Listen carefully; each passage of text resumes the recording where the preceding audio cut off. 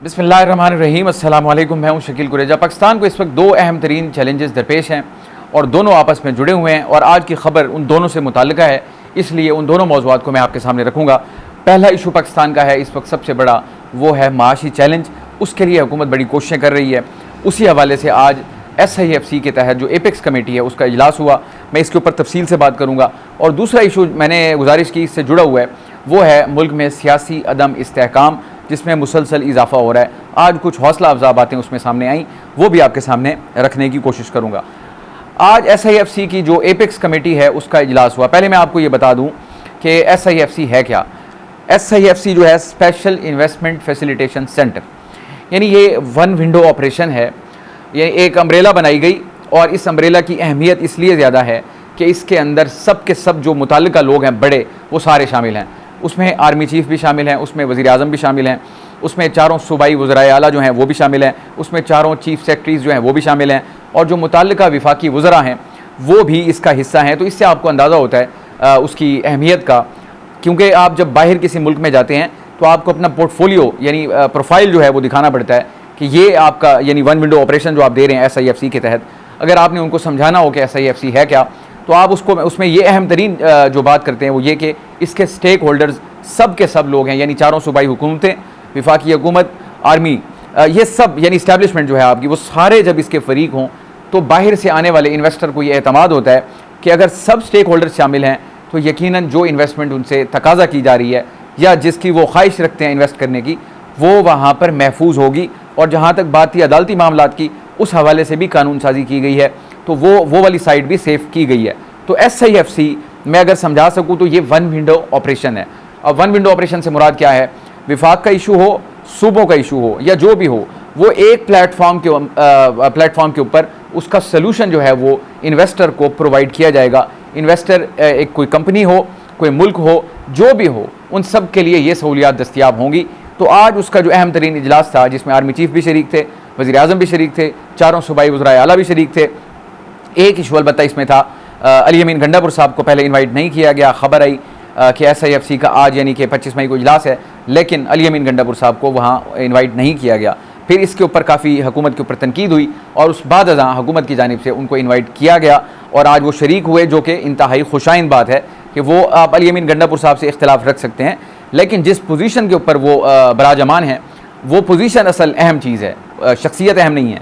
अब बात यह है कि अली अमीन गंडापुर साहब अपने सूबे के करोड़ों लोगों के मुंतखब नुमाइंदे हैं और वो उन करोड़ों लोगों की नुमाइंदगी करते हैं। विफाक के अंदर आप एक फेडरेशन है, अगर आप उनको बाईपास करते तो ये जो फ्रूट आप तवक्को कर रहे हैं SIFC के तहत, शायद उसमें कोई खलल पड़ता। तो ये खुशाइन बात है दोनों तरफ। विफाक ने अच्छा फ़ैसला किया कि उन्होंने यानी बाद अगर उनको ख्याल आया, सेकंड थॉट ही क्यों ना हो, उन्होंने दावत दे दी। और उससे अच्छा इकदाम जो था वो अली अमीन गंडापुर साहब का कि वो तशरीफ़ लाए और अपने सूबे की नुमाइंदगी उन्होंने की और अपनी इनपुट जो थी वो आज इजलास के दौरान उन्होंने रखी। तो उनकी जो इनपुट थी वो तो अपनी जगह है SIFC के तहत, लेकिन जो उनको ख़ास अहमियत इस वक्त हासिल है वो है पाकिस्तान तहरीक इंसाफ के तनाजुर में। आज जब वो बाहर निकले, एक गुफ्तगू उनकी थी और एक गुफ्तगू अता तारड़ साहब की थी, उसमें मैं बाद में आता हूँ। लेकिन वज़ीर आज़म का जो SIFC से खिताब था वो टेलीकास्ट हुआ बराह रास्त, और जो गुफ्तगू उन्होंने की बड़ी हौसला अफजा थी, लेकिन उसमें कुछ थोड़ा तकलीफ़ का अंसर भी था हम जैसी पब्लिक के लिए, और वो ये था कि यानी एक मुश्किल रास्ता जो है आपको हमारे लिए इंतज़ार में है कि अगर इस्लाहात करनी है, मामलात को बेहतर करना है, तो फिर कांटों के ऊपर से गुजरना पड़ेगा। अब कांटों के ऊपर गुजरने से क्या मुराद है आपकी, आप बखूबी समझते हैं कि महंगाई में इजाफा है, मज़ीद इजाफे की आप तवक्को रखें। ये हम आपको रोज़ बताते हैं कि अभी आप इस्लाहात के अमल से गुजर रहे हैं। जब इस्लाहात के अमल से गुजरते हैं तो फिर उसके साथ तकलीफ़ जो है वो लाजिम व मलजूम है। आपने पहाड़ पर चढ़ना है तो फिर आपको पसीना भी आएगा, आपको थकावट भी होगी, आपके मसल्स भी डिस्टर्ब होंगे, यानी आपको तकलीफ़ ज़रूर होगी, लेकिन आपने ऊंचाई पे जाना है। तो अब हमारा सफ़र जो है वो शुरू तो हो चुका है, लेकिन उसके साथ जो ये कांटे जुड़े हुए हैं वो हमारे हिस्से में तो हैं ही हैं। अलबत्ता हम अल्लाह से दुआ करते हैं कि उसका जो तकलीफ़ का असर है वो कम से कम हो। बहरहाल मैं वापस आता हूँ, वज़ीर आज़म ने जो गुफ्तगू की वो मैंने आपके सामने गोश्तगुजार कर दी। हौसला अफजा बातें बहुत सारी थी उसमें। हौसला अफजा इस सेंस में कि इस प्लेटफॉर्म के तहत, क्योंकि अब इस वक्त पाकिस्तान की जो हुकूमत है या रियासत पाकिस्तान है, उसकी तमाम नज़रें जो हैं वो मरकूज़ हैं SIFC के ऊपर कि इसके तहत अब पाकिस्तान के अंदर सरमायाकारी होगी, पैसा आएगा, बिज़नेस एक्टिविटी बढ़ेगी, लोगों को रोज़गार मिलेगा, फिर जाके कोई महंगाई का ख़ात्मा होगा या उसमें कमी आएगी बतदरीज। ये हौसला अफजा बातें तो हो गई। इसके बाद अता तारड़ साहब आए जो तर्जुमान हैं विफाकी हुकूमत के, विफाकी वज़ीर इत्तलात, तो उन्होंने जो गुफ्तगू की वो भी हौसला अफजा थी। एक बात तो उन्होंने बिलखुसूस ये की कि कल UAE की जानिब से वज़ीर आज़म ने भी वहाँ बात की थी, $10 अरब की सरमायाकारी का वादा पाकिस्तान से कर लिया गया है और वो सरमायाकारी यहाँ पाकिस्तान के अंदर होगी। बरादर इस्लामी मुल्क हैं, हमेशा मदद की है, इस वक्त भी मदद का उनका इरादा है जो कि उन्होंने वादे की शक्ल में वज़ीर आज़म के साथ कर लिया। अब कौम जो है वो इस उम्मीद पे है कि कब ये मामलात आगे बढ़ते हैं। SIFC की इस वक्त तक एक नेगेटिव साइड है, अगर मैं आपके सामने रखूँ, वो ये है कि कमो बेश 1 साल का अरसा तो इसको हो ही चुका है बने हुए, लेकिन जो इसके तहत होने वाले इक़दामात हैं, यानी कि अमली इक़दामात जो आपको नज़र आए ऑन ग्राउंड, प्राइवेटाइजेशन उसका एक अहम फैक्टर है। मसलन PIA जो है आपने उसको बेचना है, कोई डिस्कोज हैं उसकी निस्कारी करनी है, तो वो चीज़ें ठीक है, उनके ऊपर काम ज़रूर हो रहा है, लेकिन अभी तक उनके ऊपर आपको अमल दरामद होता हुआ नज़र नहीं आ रहा। आसान काम नहीं है, मुश्किल काम है, शायद इसी वजह से इसमें वक्त लग रहा हो, लेकिन इनके ऊपर काम जारी है। तो SIFC जो है वो इस वक्त मरकज़ निगाह है पाकिस्तानी हुकूमत का, अवाम का, कौम का। इसी के तहत अब जो भी कुछ आएगा तो वो आपका यानी एक कैटलिस्ट है जो चीज़ों को तेज़ करेगा और ये जो पाकिस्तान की तरक्की का अमल है उसमें कंट्रीब्यूट करेगा। तो अता तारड़ साहब ने जो गुफ्तगू की वो एक तो बात ये थी कि $10 अरब की सरमायाकारी का वादा हुआ, उस पर आज गुफ्तगू हुई वहाँ पे। इसके अलावा जो उन्होंने बात की, जो अहम बात है जिससे मेरा ख्याल इसकी अहमियत का आपको अंदाज़ा होता है, वो ये है कि SIFC के तहत जो इन्वेस्टमेंट्स आएंगी उसके लिए अता तारड़ साहब का ये मौक़िफ़ है कि सऊदी अरब के लिए अलग डेस्क बनेगा, UAE के लिए अलग डेस्क बनेगा, कतर के लिए अलग बनेगा, यूरोपीय यूनियन के लिए अलग बनेगा और अमेरिका के लिए अलग अलग डेस्क बनेंगे। सो इस चीज़ को इस तरीके से मतलब तैयार किया जा रहा है इस प्लेटफॉर्म को कि जितनी आसानी मुमकिन हो इन्वेस्टर के लिए वो उसको प्रोवाइड की जाए। लीगल इशू हो, कोई सूबाई या विफाक का इशू हो, कि इसके अलावा कोई भी इशू हो, उनको फौरी तौर पे आप ये प्रोवाइड करें सोल्यूशन, ताकि उनके रास्ते में कोई रुकावट ना आए। जब ऐसी सूरत हाल होती है तो इन्वेस्टर बखुशी यहाँ पे आता है। और दूसरा, जितने भी इन्वेस्टर्स हैं उनको ये बताया जा रहा है पाकिस्तान की जानिब से कि यहाँ पर इन्वेस्टमेंट के भरपूर मौके मौजूद हैं और आप आके इन्वेस्ट करें, तो वो तमाम अच्छी पिक्चर जो है वो उनको दिखाई जा रही है। सबसे बड़ी ये अम्ब्रेला है जो SIFC है, इसके ऊपर उनका एतमाद जो है वो बहाल हो रहा है। दीगर ममालिक का भी, अमेरिका हो, UAE हो, कतर हो, गल्फ़ जितने भी ममालिक हैं, सऊदी अरब हो, तो ये सारे इसके तहत आएंगे। तो ये एपेक्स कमेटी का इजलास था। मैं ज़ाती तौर पे बड़ा पुरुमीद हूँ। जब इनिशियल इसका आगाज़ हुआ था उस वक्त मुझे आज भी याद है, इस वक्त विफाकी वज़ीर हैं ये हमारे मुसद्दिक मलिक साहब, तो उनका ये मौक़िफ़ था कि SIFC के तहत पाकिस्तान का जो टारगेट है वो $100 अरब से ज़ायद इन्वेस्टमेंट को अट्रैक्ट करना है पाकिस्तान के अंदर, $100 अरब। और ये अमल होगा बतदरीज, यानी ग्रेजुअली कंपनीज आती जाएंगी, इन्वेस्ट करती जाएंगी। आपने यहाँ पे अपने जो पोर्टफोलियोज़ हैं वो तैयार किए हुए हैं, किस एरिया में, किस जगह पे किस इन्वेस्टमेंट की ज़रूरत है, तो आप उनको ऑफ़र कर रहे हैं और इसके ऊपर कोशिशें जो हैं बज़ाहिर फ्रूटफुल होती हुई नज़र आ रही हैं। हमें इससे पुरुमीद रहना चाहिए और मैं ज़ाती तौर पे बड़ा पुरुमीद हूँ कि SIFC के तहत इंशाअल्लाह पाकिस्तान की तकदीर ज़रूर बदलेगी। उसकी बुनियादी जो वजह है वो है कि तमाम स्टेक होल्डर्स एक प्लेटफॉर्म के ऊपर जमा हैं। विफाक की ओनरशिप शामिल है और आपके सूबाई जो हुकूमतें हैं उनकी ओनरशिप शामिल है। इसके अलावा सबसे बड़ी बात है कि इस्टेब्लिशमेंट भी ऑन बोर्ड है। तो ये जब सबकी जॉइंट एफर्ट होगी तो उसका रिजल्ट ज़रूर आएगा। ये तो हो गया एक फैक्टर जो पाकिस्तान का माशी चैलेंज है, उसमें ये उम्मीद की किरण है। बाकी जो मामलात हैं IMF वाले और दीगर वो अपनी जगह चल रहे हैं, वो एडिशनल हैं, लेकिन ये जो है इन्वेस्टमेंट वाला मामला ये कर्जे की शक्ल में नहीं होगा, ये इन्वेस्टमेंट होगी जिससे कारोबारी एक्टिविटी बढ़ेगी। तो ये खुशाइन फैक्टर है। अब मैं आ जाता हूँ दूसरे इशू की तरफ जो इससे बिल्कुल, जिसको कहते हैं ना, बाहम साथ जुड़ा हुआ इशू है। वो है मुल्क के अंदर सियासी अदम इस्तेहकाम, जो कि इस वक्त बदरजे अतम यानी अपनी इंतहा पे मौजूद है। और उसकी बुनियादी वजह जो है वो है कि एक तो इस हुकूमत की जो अखलाकी पोजीशन है फॉर्म 47 और फॉर्म 45 के कॉन्टेक्स्ट में देखें वो बड़ी कमज़ोर है, तो अंदर से इनको बड़े दबाव का सामना है। बिलखुसूस पाकिस्तान तहरीक इंसाफ की जानिब से एक ग्रैंड अलाइंस ऑलरेडी बन चुका है। मौलाना फजलुर रहमान साहब अपनी तहरीक शुरू कर चुके हैं, इमरान खान साहब अपनी जगह डटे हुए हैं, मौक़िफ़ उनका, और यहाँ पे विफाक में उनको बड़ा टफ टाइम दिया जा रहा है। और ऐसे कुछ अवामिल हो रहे हैं जो इस चीज़ में यानी इस अदम इस्तेहकाम का जो अमल है उसको मज़ीद तेज़ कर रहे हैं। मसलन अब कल आप देख लें, कल परसों जो है रात गए, ये पाकिस्तान तहरीक इंसाफ का जो मरकज़ी सेक्रेटेरिएट है उसके ऊपर जो धावा बोला गया, तो ये कोई कॉन्फिडेंस बिल्डिंग मेजर तो नहीं है। ये वोलेटाइल सिचुएशन को मज़ीद जो है वो उसको वोलेटाइल बनाता है, यानी उसमें शिद्दत में इजाफा करता है। तो ये इस किस्म के जो इक़दाम हैं मेरा ख्याल है वो सियासी अदम इस्तेहकाम को ख़त्म तो नहीं कर सकते, बढ़ा ज़रूर सकते हैं। तो अब वो खैर आज अदालत चले गए हैं, इस्लामाबाद हाई कोर्ट उनकी दरख्वास्त दायर होगी कि उनका ऑफिस जो है उसको डी सील किया जाए। उम्मीद है कि उनको इस्लामाबाद हाई कोर्ट से इंसाफ मिलेगा, पाकिस्तान तहरीक इंसाफ को।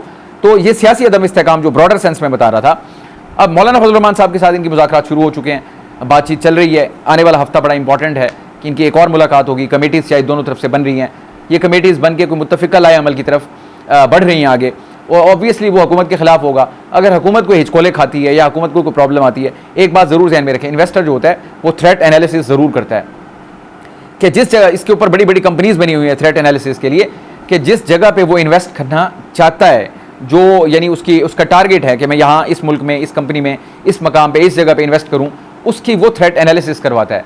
यानी उसकी जो रकम है जो वो लगाना चाहता है, उसके डूबने का कोई खदशा या ख़तरा तो नहीं है। इन्वेस्टर बड़ा समझदार होता है, जिसके पास भी पैसा होता है वो बहुत समझदार होता है, और जो अरब हार डॉलर अगर लगाना चाहते हैं या करोड़ हार डॉलर लगाना चाहते हैं तो वो ज़्यादा समझदार होते हैं, उन्होंने कंपनीज रखी होती हैं। तो थ्रेट एनालिसिस ज़रूर होगा। और पाकिस्तान का इस वक्त जो सबसे बड़ा थ्रेट है वो है सियासी अदम इस्तेहकाम। वो अपनी जगह मौजूद है। आज के दिन मैंने कहा था अता तारा ने गुफ्तगू की, और फिर ये गंडापुर साहब जो है इन्होंने गुफ्तगू की। मैं गंडापुर साहब की गुफ्तगू की तरफ आता हूँ। वो इंपॉर्टेंट थी, दो हिस्से हैं उसके। एक SIFC के तहत जो उनकी इनपुट थी वो उन्होंने वहाँ पे दी, बड़ी खुशाइंद है, अच्छे मूड में बात की उन्होंने और सारा कुछ किया।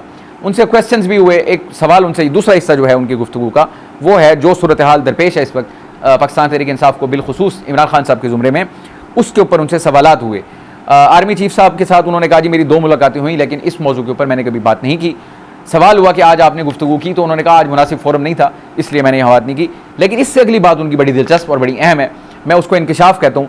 उन्होंने कहा जी बातचीत का सिलसिला किसी और जगह शुरू हो चुका है, तो ये मुनासिब फोरम नहीं था, मैं यहाँ बात करता, इसलिए मैंने यहाँ पे बात नहीं की।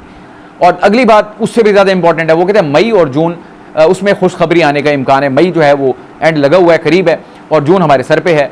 तो ये उन्होंने बड़ी हौसला अफजा और बड़ी ज़बरदस्त बात की है। मैं इससे बड़ा पुरुमीद हूँ, खुदा करे कि कोई इन मामला जो हैं वो तय हों, किसी तरीके से मुल्क आगे बढ़े और इस भूंचाल से निकले, और ये जो जमूद है ये टूटे, और जो आपका एक मईशत का पहिया है वो चले, लोगों को रोज़गार मिले, उनकी तकलीफ़ में कमी आए, महंगाई कम हो, और हमें कोई उम्मीद नज़र आए।